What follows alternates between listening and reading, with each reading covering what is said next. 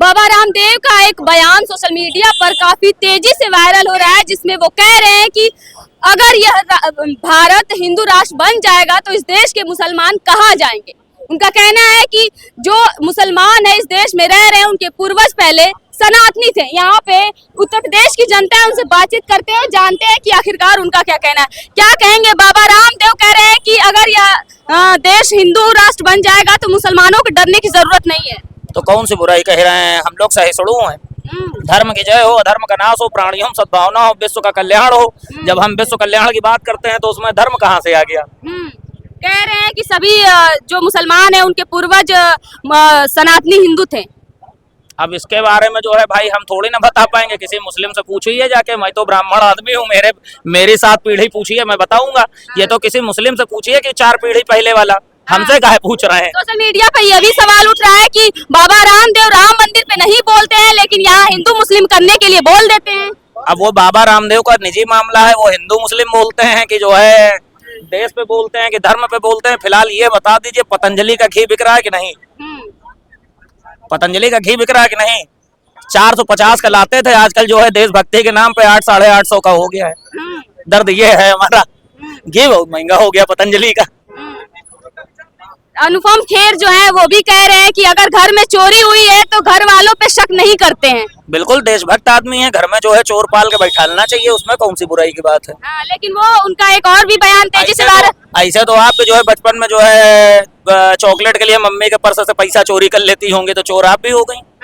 लेकिन वो उनको ये भी नहीं मालूम है कि भगवान राम त्रेता में जन्म उनका हुआ था या द्वापर में बता रहे हैं। दीदी की शादी में सैंडल जूता चुराई है कि नहीं जीजा का? कभी चुराई है ना, तो अब आपको चोर थोड़ी ना कह दिया जाएगा, उसमें सगुन मिला होगा। वो तो रस्म है। जूता चुराई, जूता चुराई एक रस्म में होता है। जूता चुराई होंगी कि नहीं चुराई होंगी? चुराई तो हो, एक रस्म है ना, वो तो निभाना। पिंकी चौधरी कह रहे हैं कि अगर जो राम मंदिर में हिंदू का पैसा हिंदू ने ले लिया तो इसमें गलत क्या है? पिंकी चौधरी का बयान मैंने सुना नहीं, तो मैं उस पर कमेंट ही नहीं कर सकता हूँ। मैं अपना निजी विचार बताऊँ, राम मंदिर में चोरी हुई है, हम कह रहे हैं सबसे पहले मैं ब्राह्मण होके बोल रहा हूँ, मनुस्मृति के हिसाब से अगर ब्राह्मण चोरी करता हुआ पकड़ा जाए धर्म के काम में तो उसको फांसी दी जाती है। मैं डिमांड करता हूँ कि अगर उसमें जो ब्राह्मण पकड़ा गया है वो दोषी पाया जाता है तो उसको पहले फांसी दो। यादव जी को भले छोड़ दो, लेकिन पंडित जी को पहले फांसी दे दो, क्योंकि पंडित जी तुम्हारी जिम्मेदारी है धर्म क्या होता है। महंत जो परमहंस महंत है वो कह रहे हैं कि तीनों यादव को सिर्फ फांसी दिया जाए, बाकी लोगों को छोड़ दिया जाए। अच्छा, वो जो चुल्लो भर पानी लेके इसे नाक रगड़े थे वो वाले परमहंस भैया, वो हमको टीआरपी नहीं खेलना उनकी तरह। हाँ, वो तो मतलब उनका तो बिल्कुल अलग बयान होता है।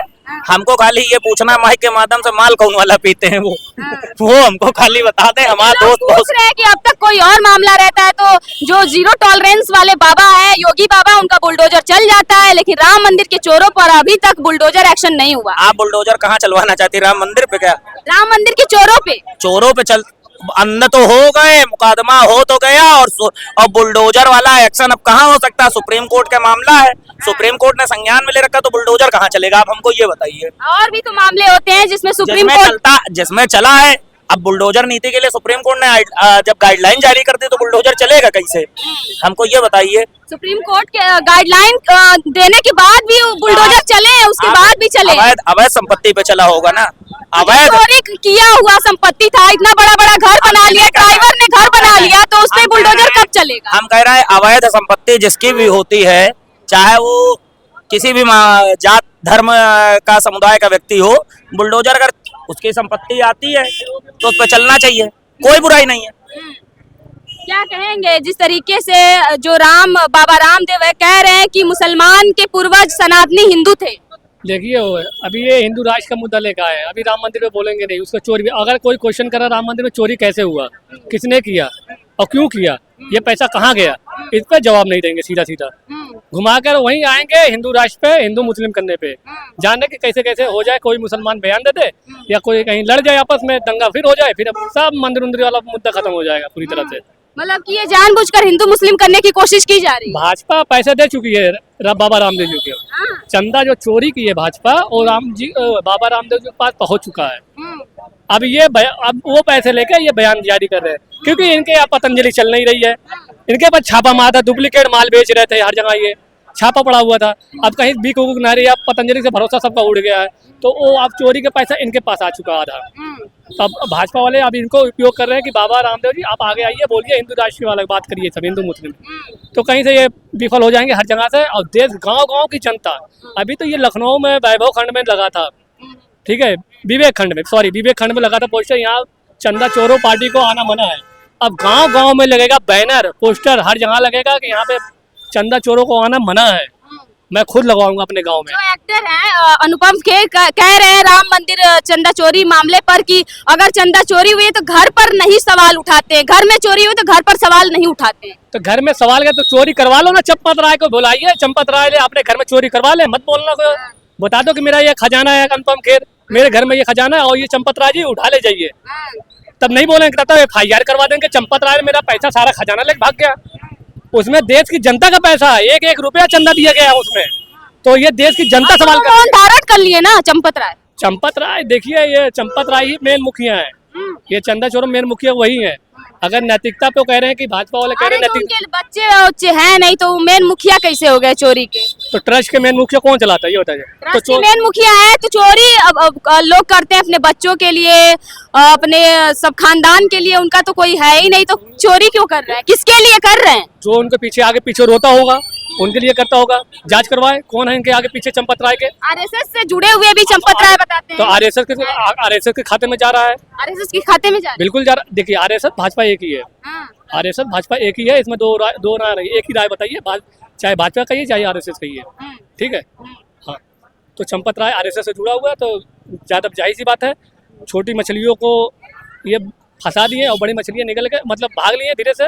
अगर बड़ी मछलियों को जेल भेजने का काम करेंगे ना तो पूरा वो पोल खोल देंगे, कहाँ गया पैसा, कैसे गया पैसा।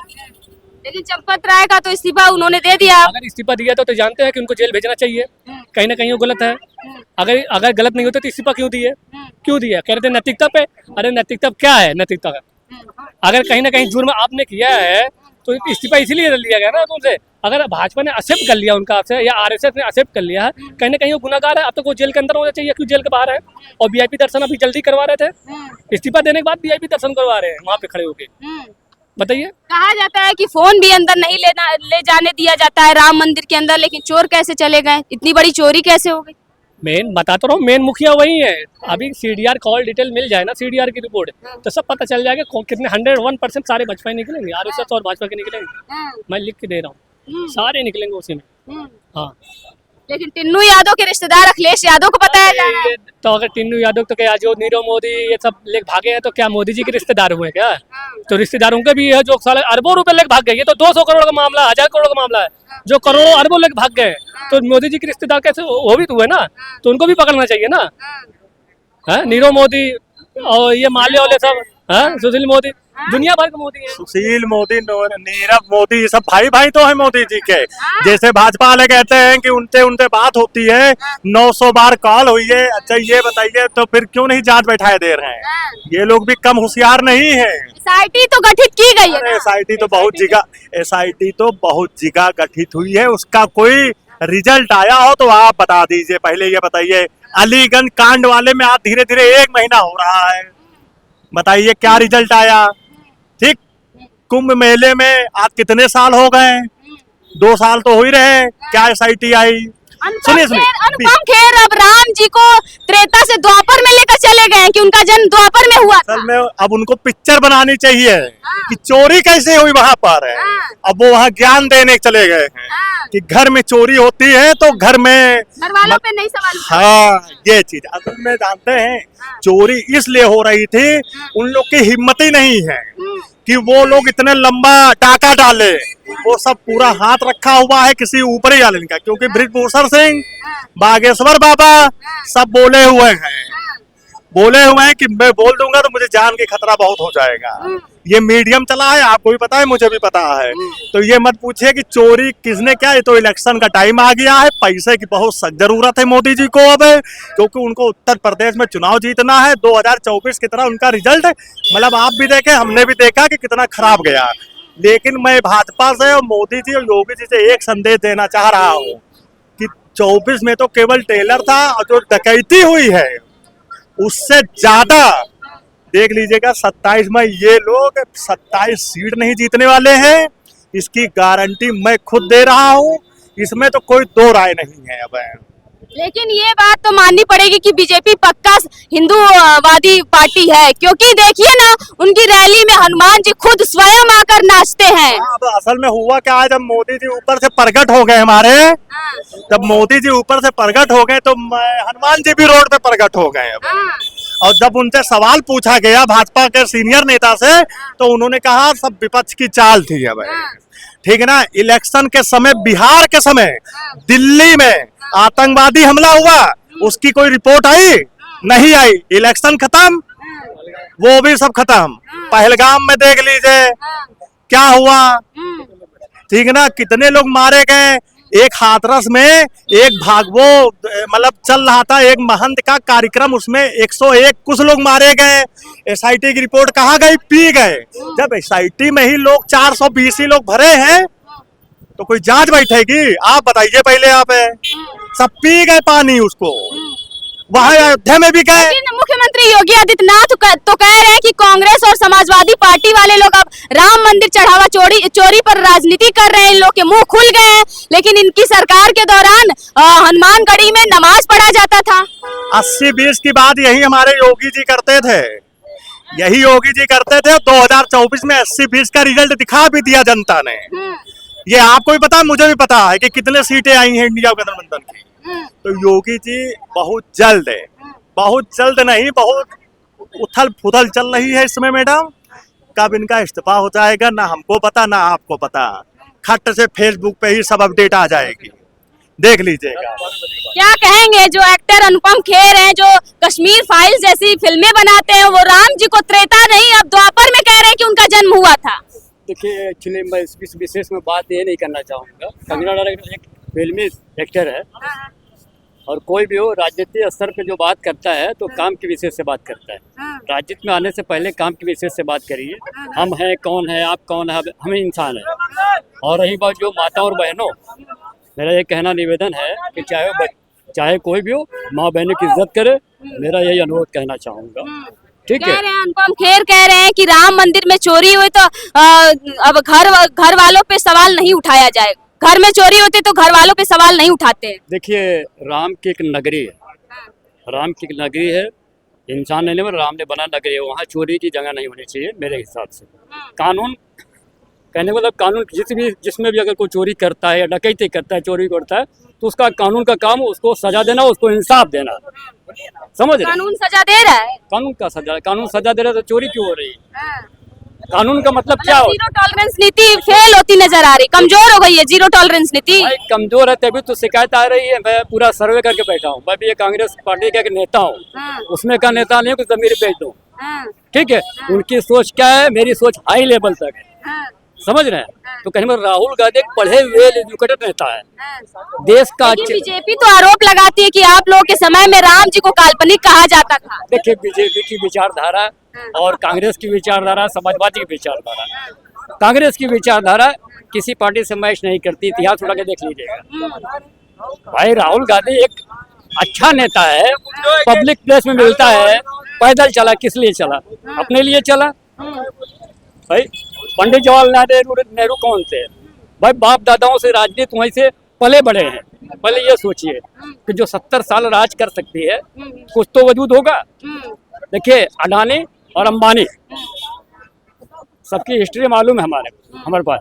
आप जवाहरलाल नेहरू की बात कर रहे हैं, लेकिन यहाँ 12 साल बेमिसाल मोदी जी को बताया जाता है। भाई देखिए, 1 मिनट, 12 साल वो जो भी किए हैं वो तो उनका एक वो सिस्टम है। भाई मेरे पास तो बहुत शिकायत है, मगर अब क्या करें, उनका काम करने का सिस्टम, हमारा काम करने का सिस्टम अलग है। जब 27 में सरकार बनेगी तो रात में 12 बजे के बाद मैसेज आ जाएगा कि कौन किसकी सरकार बनी। बस यही कहना चाहूंगा। तो इंतजार है कि कब बुलडोजर चलेगा राम मंदिर चढ़ावा चोरों पे। भाई इंतजार, संघर्ष में राजनीति का खेल होता है, बच्चों का खेल नहीं है। मगर हम लोग जो है कांग्रेस पार्टी जो गलत राजनीति नहीं करते, समझ रहे हैं? यही कहना चाहूंगा। मेरा एक कुछ अलग मुद्दा है, एक अलग से न्यूज़ बनाइए आप मेरी, इसको डिस्कनेक्ट करके। आप, मेरा मुद्दा ही कुछ अलग है। जो मतलब जो देश की बिन बेटियों के साथ यहाँ पे जो जितना पब्लिक ग्राउंड लगा हुआ है, जितना फ्रेंड सर्कल लगा हुआ है इंडियन फैमिली का, मतलब यहाँ पे सारे पत्रकार जो आए हुए हैं, सारे न्यूज़ रिपोर्टर न्यूज़ बना रहे हैं, मुझे उनसे कोई आपत्ति नहीं है। मुझे आपत्ति इस बात की है कि सारे राम मंदिर पे, मैं खुद राम जी का भक्त हूँ, योगी जी का फ्रेंड हूँ, मोदी जी का फ्रेंड हूँ, बाकी सर यहाँ पे सारे राम मंदिर के बारे में ही बात कर रहे हैं। जो देश की बेटियों के साथ सिस्टर, पत्रकार सिस्टर जो हो रहा है, उनके बारे में अगर यहाँ किसी भारत के जन युवा ने बात करी हो तो आपका जूता मेरा सर पत्रकार में। मतलब मेरा कहने का मतलब ये है कि देश की बेटियों के साथ जो हो रहा है, राजस्थान के श्रीगंगानगर जिले में एक 13 साल की मासूमा का रेप होता है। इससे पहले कोलकाता के आर्जिकल मेडिकल कॉलेज में भी रेप होता है। इससे पहले भी मैम पत्रकार मैम हैदराबाद में एक प्रियंका रेड्डी नाम की लड़की का रेप हो जाता है, उसको पेट्रोल डाल के जिंदा जला दिया जाता है। तो मैं भारत सरकार से यही कहना चाहूँगा कि जितने भी ये रेप करने वाले खुखार भेड़िए हैं, इन रेप करने वालों को मेन चौराहे पे फांसी दी जाए और रेप करने वालों की सारी संपत्ति सील की जाए और उनकी रेप करने वालों की फैमिली को इंडिया से बाहर जाने का रास्ता दिखाया जाए। अगर मेरे इस बयान को इंडियन गवर्नमेंट स्वीकार करती है तो ठीक है, अगर नहीं करती है और अगर आने वाले समय में पत्रकार मैम अगर ऐसा इस भारत भूमि पर हुआ, कहीं भी सोशल मीडिया के माध्यम से अगर रेप का मामला इस भारत भूमि पे आया, तो मैं इस भारत माँ का बेटा होने के नाते उस गांव में जाऊंगा जहां देश की बेटी का रेप हुआ है, उस गांव में जाऊंगा, उस गांव के सारे जन युवा युवतियों को इकट्ठा करूंगा राम जानकी मंदिर पे और रेप करने वाले को फांसी दिलाने की मांग करूंगा और वो रेप करने वाले की सारी संपत्ति सील करूंगा और रेप करने वालों को भारत से बाहर जाने का रास्ता हम दिखाएंगे। जूतों की माला पहन के उसको सारे कपड़े उतार के जूते की माला पहना के उनको दिए जाएंगे। और अगर किसी कानूनी अधिकारी में दम है तो आके हमें रोक के दिखाए। किसी काले पेंट वाले में, किसी काले दुपट्टा बांधने वाले में बीएसएफ के जवान अगर दम है तो आके हमें रोक के दिखाए। और बीएसएफ से भी मैं यही कहना चाहूंगा कि मौत से वो डरता है जिसका जिंदगी से कोई कनेक्शन होता है। वंदे मातरम, जय श्री राम।